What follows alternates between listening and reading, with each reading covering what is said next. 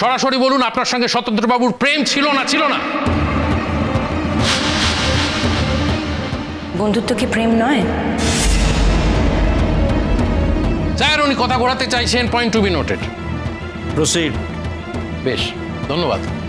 এই যে 20 বছর পর আপনার স্বামী যে বাড়ি ফিরে এলেন, তখন আপনি ওর সাথে আর সম্পর্ক করতে চাইলেন না কেন, সংসার করতে চাইলেন না কেন?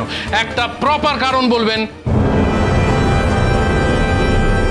তার কারণ, উনি চলে যাওয়ার দিন আমি যে চিঠিটা পেয়েছিলাম, সেই চিঠিটা পড়ে আমার এটাই মনে হয়েছিল যে উনি আমাকে ঠকিয়েছেন।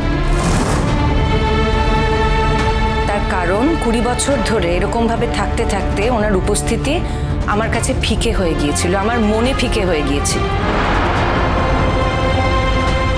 যে মানুষটাকে মৃত বলে ভেবেছি, আমি স্বপ্নেও ভাবতে পারিনি যে সে আবার জীবিত হয়ে ফিরে আসতে পারে।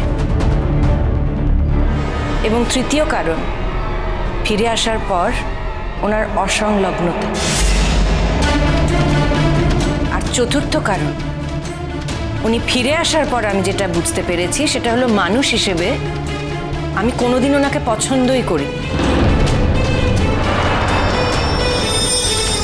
আর উনি কোনো পছন্দ করার মতো মানুষও নন। উনি একজন বিশ্বাসঘাতক, একজন প্রতারক, একজন ঠক। Objection, your honour. উনি আমার ক্লায়েন্ট সম্পর্কে এই ধরনের কথা বলতে পারেন না, মন্তব্য করতে পারেন না। উনি অত্যন্ত ভদ্র একটি মানুষ। মাননীয় বিচারক, আমাকে প্রশ্ন করা হয়েছে, তার উত্তর আমি অত্যন্ত সৎভাবে দিয়েছি। আর সেটা যদি আদালতকে অবমাননা করা হয় তাহলে তাতে আমি নাছোড়। আমাদের সম্পর্ক যদি সুস্থই থাকতো, ভালোই থাকতো, তাহলে আমি এখানে আদালতে আসতাম কেন? নিশ্চয়ই সম্পর্কে গন্ডগোল আছে বলেই আমরা এখানে এসে পৌঁছেছি। Objection overruled. আপনার আচরণে আপনার সন্তান কষ্ট পাচ্ছে, তার বুকটা ভেঙে ফালা ফালা হয়ে যাচ্ছে, সে আপনাকে ব্যভিচারী বলছে। এই সমস্ত বিষয়ে আপনার মতামত কি? কেউ যদি আমাকে ব্যভিচারী বলে মনে করে তাতে তো আমার কিছু করার নেই। তাও আমি নিজেকে ব্যভিচারী বলে মনে করছি। নিশ্চয়ই তার মনে হওয়ার কোনো সঙ্গত কারণ থাকতে পারে, কিন্তু আমি নিজেকে ব্যভিচারী বলে মনে করছি। আপনি আপনার স্বামীকে ছেড়ে একজন পরপুরুষের সাথে রাত কাটিয়ে এসেছেন, তারপরে আপনি নিজেকে ব্যভিচারী বলে স্বীকার করবেন না?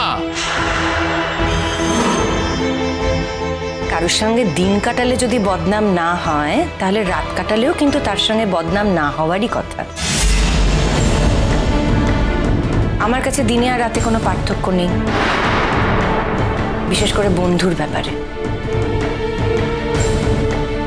আমি এই প্রশ্নের উত্তর অনেকবার দিয়েছি স্যার, কিন্তু তাও আমি আবার বলছি, আমরা কিন্তু একটা বিপদের মুখে পড়ে ওখানে আটকে গিয়েছিলাম, ওখান থেকে বেরোতে পারিনি।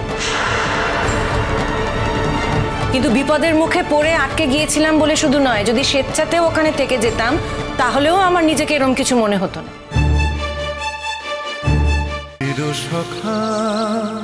চিরসখা, সোম থেকে রবি প্রতিদিন রাত 9টায় স্টার জলসায় ও জিও হটস্টারে।